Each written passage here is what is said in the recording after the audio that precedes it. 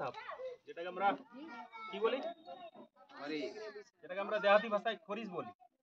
আর এটা বেশিরভাগ সময় গ্রীষ্মকালে বা গরমের সিজনে দেখতে পাওয়া যায়, কিন্তু ঠান্ডার সিজনে খুব কম দেখতে পাওয়া যায়। কিন্তু কোনো কারণে সে খাবারের সন্ধানে হোক বা যে কোনো কারণে বেরিয়ে পড়েছে। আর এই সাপটি হচ্ছে নিউরোটক্সিন ভেনাম যুক্ত। এর যে বিষটা আছে সেটা হচ্ছে নিউরোটক্সিন। এর আগেও আমি এখান থেকে একটা সাপ, এর থেকে বড় সাপ, কোবরা সাপ রেস্কিউ করেছিলাম।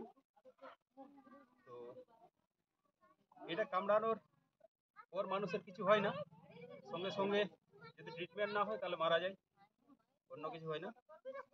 তো এই সাপের কামড় থেকে বাঁচার জন্য এবং এর থেকে রক্ষা পাওয়ার একটাই উপায়, এর থেকে যতটা দূরত্ব বজায় রাখতে পারেন এবং একে বেশি বিরক্ত না করাই ভালো। একে যদি বেশি বিরক্ত করা হয় তাহলে এ ছবল মারার চেষ্টা করে।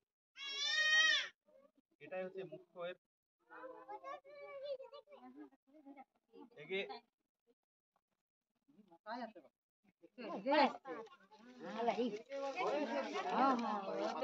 ঠান্ডার কারণে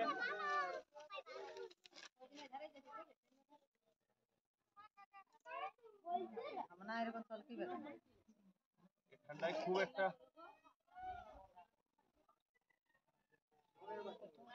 অনেকে একে সাপ হিসাবে বুঝে, মানে এর যে গঠন শৈলী সেটা দেখে অনেকেই মনে করে যে এটা চিকেন কিলবেক স্নেক, কিন্তু এটা হচ্ছে স্পেকটিক্যাল কোবরা। এর যে পেছনের অংশটা সেটা অনেকটা চশমার আকৃতি রয়েছে, এই জন্য একে স্পেকটিক্যাল কোবরা বলে।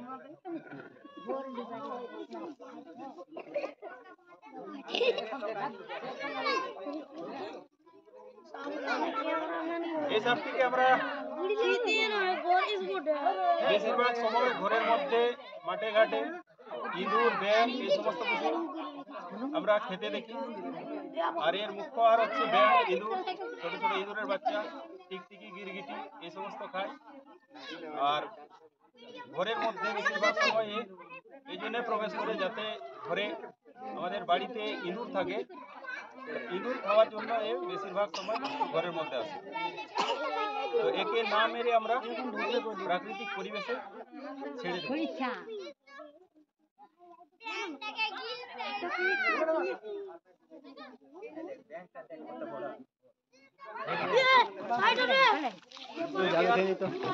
হাত না লাগিয়ে দেখুন কিভাবে নিজের খুব সাবধানের সাথে সাপকে রেস্কিউ করা যায়।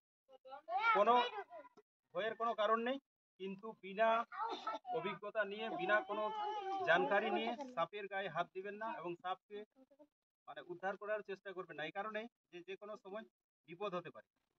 এই সম্পর্কে যদি সম্পূর্ণ ধারণা থাকে, সম্পূর্ণ জ্ঞান থাকে, তবেই সাপকে উদ্ধার করার চেষ্টা করবেন। না হলে আপনার ছবল খেতেও বেশি সময় লাগবে না।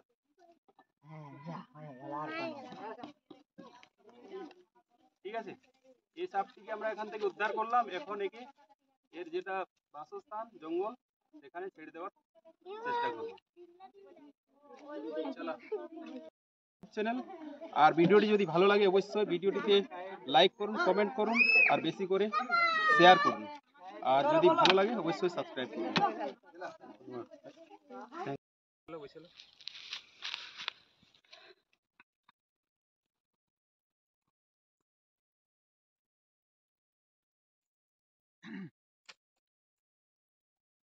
তো এই স্পেকটিক্যাল কোবরাটিকে আমরা এখানে রিলিজ করে দিচ্ছি, যেটাকে উদ্ধার করেছিলাম। আর উদ্ধার করার মানে তাকে মুক্তি দেওয়াও একটা কর্তব্য। তো প্রতিটি সাপকে পরিবেশের, তার প্রাকৃতিক পরিবেশ, যার যেরকম পরিবেশ, তাকে সেই রকম পরিবেশের মধ্যে ছাড়তে আমরা সবসময় চেষ্টা করি। তো এটি যেহেতু এখন ছোট্ট বাচ্চা, যার কারণে সে এখানে সার্ভাইভাল করতে অনেকটা সক্ষম হবে, যেহেতু এর থাকার মতো খুব সুন্দর একটি প্রাকৃতিক পরিবেশ রয়েছে এখানে। তো দেখুন কিভাবে সাপকে ধরতে হয়। দেখুন আপনি সাপ নিজের খোলস গর্তে। মানে মানে যেটাকে গর্ত বলি আমরা, সেই গর্তের মধ্যে প্রবেশ করছে। এ মনে করেছে সেটিকে গর্ত।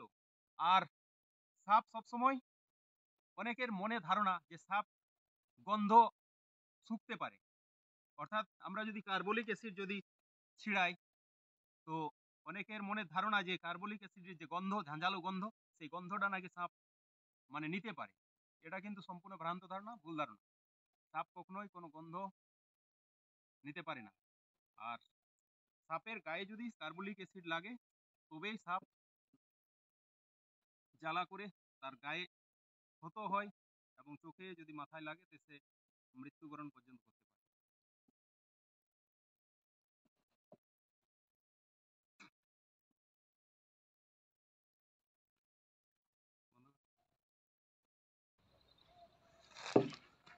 তো চলুন একের পর এখানে সম্পূর্ণরূপে আমরা রিলিজ করে দিচ্ছি, যাতে করে সে বেঁচে থাকতে প্রকৃতি। আপনারা দেখছেন স্নেক সেভার শম্ভু ইউটিউব চ্যানেল। আর ভিডিওটি যদি ভালো লাগে অবশ্যই চ্যানেলটিকে সাবস্ক্রাইব করুন, আর ভিডিওটি বেশি করে লাইক করুন, আর আপনার মতামত জানানোর জন্য অবশ্যই কমেন্ট করুন, যাতে করে আরো নতুন নতুন ভিডিও আপনাদের জন্য নিয়ে আসতে পারি। একটা ইহা করুন, টোটাল